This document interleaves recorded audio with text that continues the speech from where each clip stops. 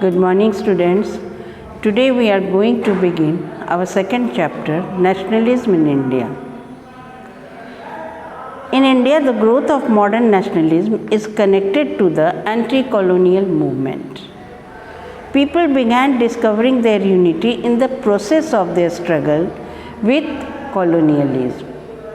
The sense of being oppressed under colonial power was common to different classes, but each class and group felt the effect of colonialism differently.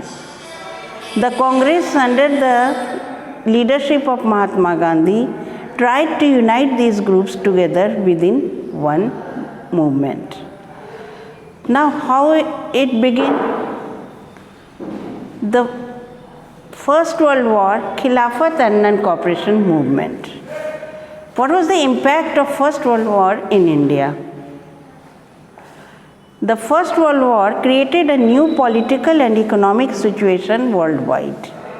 It led to a huge increase in defense expenditure, which was financed by war loans. Taxes increased, custom duties were raised, and income tax was introduced. During the war years, prices of food grains increased. It was double between 1913 and 1918. It led extreme hardship for common people. The forced recruitment in army caused widespread anger. After the war, Indian industries faced losses. People suffered an acute shortages of food.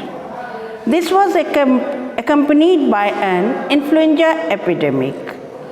12 to 13 million people perished as a result of famines and the epidemic. In such a critical situation, a new leader, Mohandas Karamchand Gandhi, with his novel vision, came to India in January 1915. Now he started his idea of satyagraha and how it was introduced. Gandhiji's heroic fight for Indians in South Africa was well known. His novel method of agitation and protest based on truth and non-violence was known as satyagraha. Now, what was satyagraha? Satyagraha was a non-violent method of mass agitation against the oppressor. The idea of satyagraha emphasizes the power of truth and the need to search for truth. Without being aggressive, a satyagrahi could win the battle through non-violence. In 1916, Gandhiji traveled to Champaran in Bihar to inspire the peasants to struggle against oppressive indigo planters.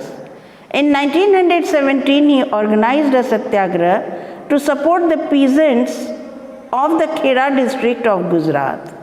The peasants were suffering from shortage of food due to crop failure and advised them not to pay revenue till their demand of its remission was met.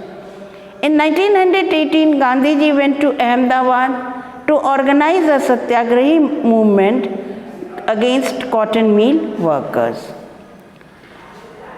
Gandhiji successfully organized these satyagraha movements. In the meantime, the Rowlatt Act was passed. Now, it was passed in 1919 through the Imperial Legislative Council. The Indian members opposed it. This act gave the government enormous power to repress political activities. According to this act, the political prisoners could be detained in prison for 2 years without any trial. Gandhiji tried to oppose the satyagraha. The act was passed. The aim of the act was to repress political activities. Now, the Indians disapproved this act. On 6th April, Gandhiji and his followers started a hartal against the unjust Rowlatt Act. Rallies were organized in various cities. Workers went on strike in railway workshops and shops closed down. On 10th April, the police in Amritsar fired upon a peaceful procession, provoking widespread attacks on banks, post offices, and railway stations. Gandhiji was barred from entering Delhi. It provoked widespread attacks on banks, post offices and railway stations. Martial law was imposed and General Dyer took command. In the passage of time, Jallianwala Bagh massacre was held. On 13th April 1919, a large crowd gathered in the enclosed ground of Jallianwala Bagh in Amritsar, Punjab. Some people came here to protest against government suppressive measures, while some came to attend the annual Baisakhi fair. Many of them were unaware of the martial law that was imposed. Thanks and have a nice day. More in the next class.